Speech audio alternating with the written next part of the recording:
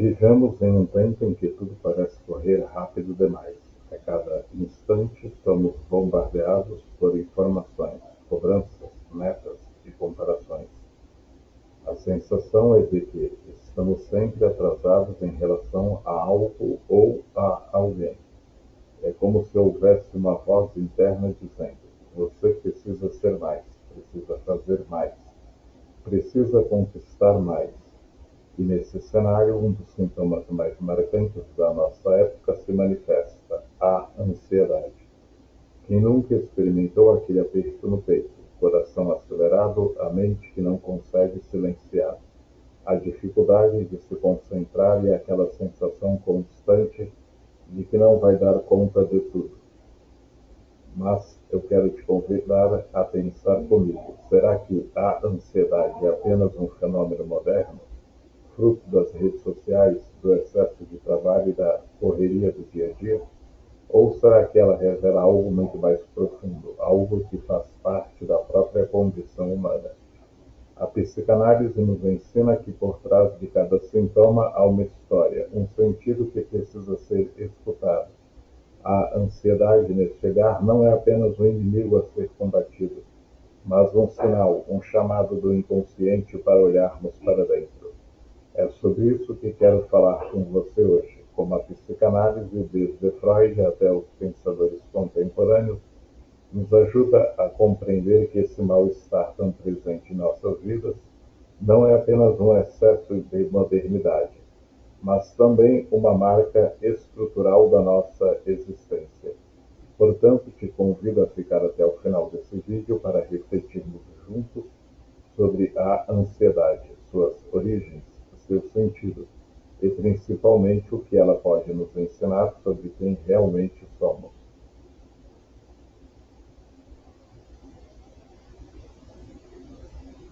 Freud, em sua obra O Mal-Estar na Civilização, nos deixou uma reflexão que continua atual, talvez até mais do que no seu tempo.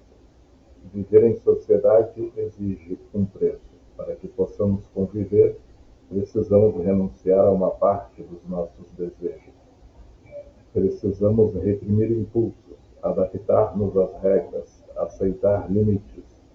Só que essa renúncia não é fácil. No íntimo, cada ser humano carrega um anseio de liberdade absoluta, um desejo de gozar sem barreiras, de satisfazer todos os impulsos sem restrições. Mas a realidade impõe limites, e é justamente nesse choque entre o que desejamos e o que é possível que nasce a angústia. A ansiedade, nesse sentido, pode ser vista como o sintoma mais claro dessa tensão estrutural. Queremos liberdade, mas precisamos de ordem. Desejamos prazer imediato, mas a vida exige paciência. Sonhamos com completude, mas somos marcados pela falta. Esse conflito nos acompanha o tempo todo, e não é algo que possamos simplesmente eliminar. Ele se manifesta de várias formas: no corpo que não relaxa, na mente que não consegue parar de antecipar o futuro, nas relações que se tornam palco de nossas frustrações. O que chamamos de ansiedade muitas vezes é a expressão contemporânea de um dilema humano universal: como lidar com o desejo que nunca se satisfaz por completo, com a frustração inevitável da vida em sociedade, com a impossibilidade de sermos tudo e termos tudo. Como dizia Freud, a felicidade não foi incluída no palco, no plano da criação. E Lacan acrescentaria que somos seres faltantes, movidos por um desejo que nunca encontra objeto definitivo.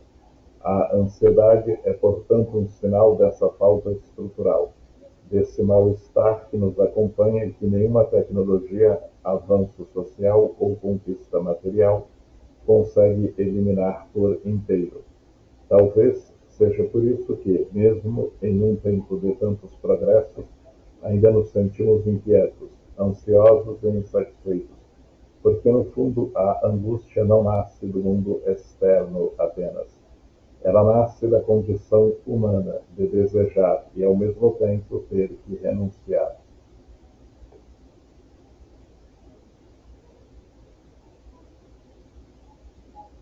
Freud nos oferece uma chave fundamental para pensar a ansiedade. Nem toda ansiedade é igual.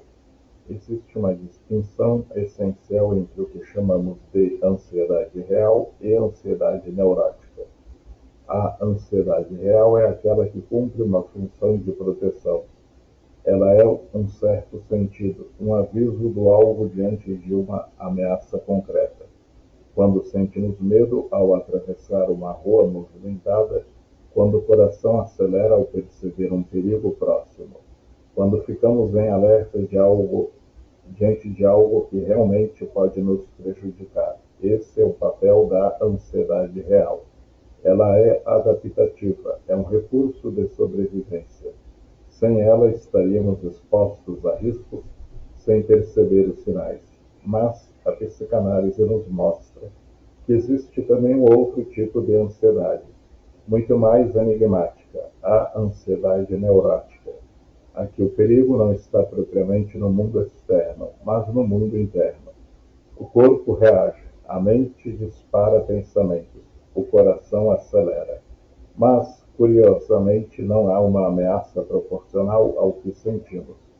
O que acontece é que essa ansiedade nasce de conflitos inconscientes, de desejos reprimidos, de lembranças que não foram elaboradas e que retornam de maneira disfarçada. Freud dizia que a ansiedade neurótica surge quando um excesso de energia psíquica que não encontra uma via adequada de escoamento. Quando há um excesso de energia psíquica que não encontra uma via adequada de escoamento. É como se o inconsciente enviasse sinais na forma de angústia, para lembrar que algo dentro de nós pede atenção. Por isso, muitas das crises de ansiedade que vivemos não falam apenas do presente, mas revelam algo de nossa história psíquica. São mensagens que vêm do fundo, clamando por elaboração, pedindo simbolização, solicitando um espaço de escuta. Enquanto a ansiedade real nos coloca diante do mundo, a ansiedade neurótica nos coloca diante de nós mesmos. E talvez seja por isso que ela dói tanto, porque ela nos obriga a olhar para dentro, para o que não está resolvido, para o que insiste em retornar.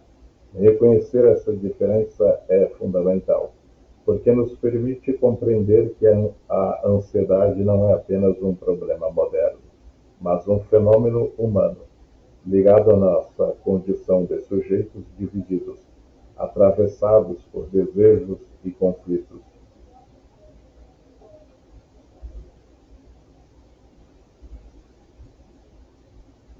Se a ansiedade já fazia parte da condição humana no mundo moderno, ela ganhou novas formas e intensidades. Vivemos em uma sociedade marcada pela comparação constante e pelo ritmo acelerado. As redes sociais, o excesso de informação e a cultura da performance criaram um cenário em que a vida se transformou em uma vitrine. Não basta viver, é preciso mostrar que se vive bem. Não basta trabalhar, é preciso ser altamente produtivo. Não basta existir, é preciso corresponder a padrões de felicidade, beleza e sucesso quase inalcançáveis. Esse movimento nos coloca em uma corrida sem linha de chegada.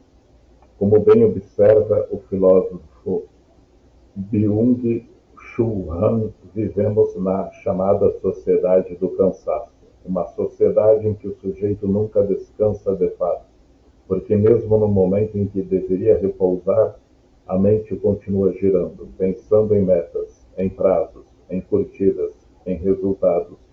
O descanso se torna apenas mais uma obrigação a cumprir, e não uma experiência real de pausa. A aceleração do tempo, tão presente em nossa era digital, intensifica a ansiedade porque rompe com a experiência de espera e maturação. Queremos tudo rápido, imediato, instantâneo.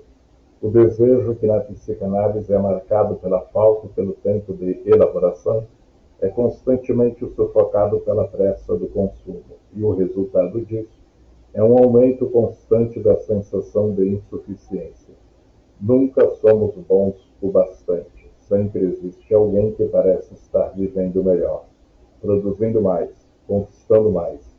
A lógica da comparação permanente mina nossa autoestima e alimenta a angústia de não corresponder ao que se espera.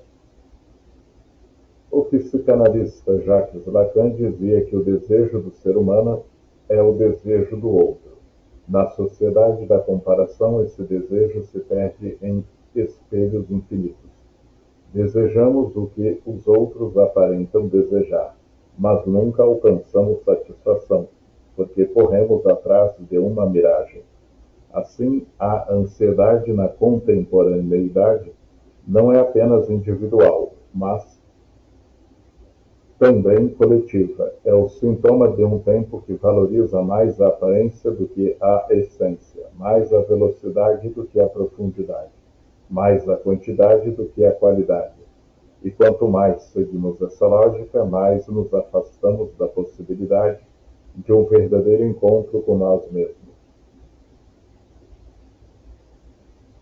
A ansiedade, no fundo, é um convite silencioso, mas insistente, para olharmos para dentro, para reconhecermos que não nos deixa dormir.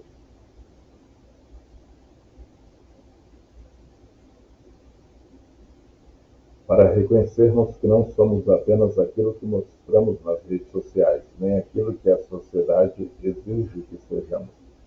Ela é a voz do inconsciente, pedindo passagem, pedindo elaboração.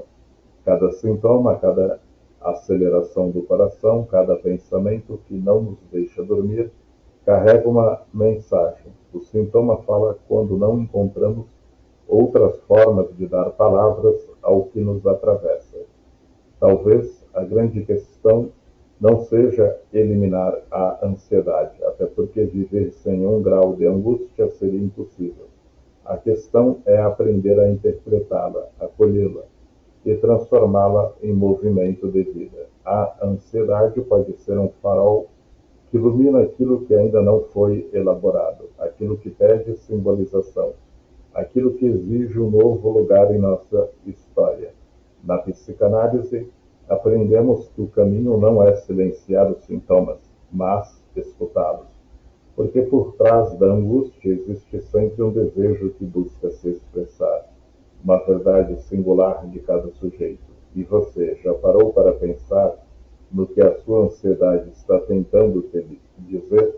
Talvez, ao invés de enxergá-la como inimiga, possamos vê-la como uma oportunidade, a oportunidade de entrar em contato com aquilo que realmente importa para nós, com aquilo que pulsa além das expectativas externas e que nos chama para viver de forma mais autêntica e consciente.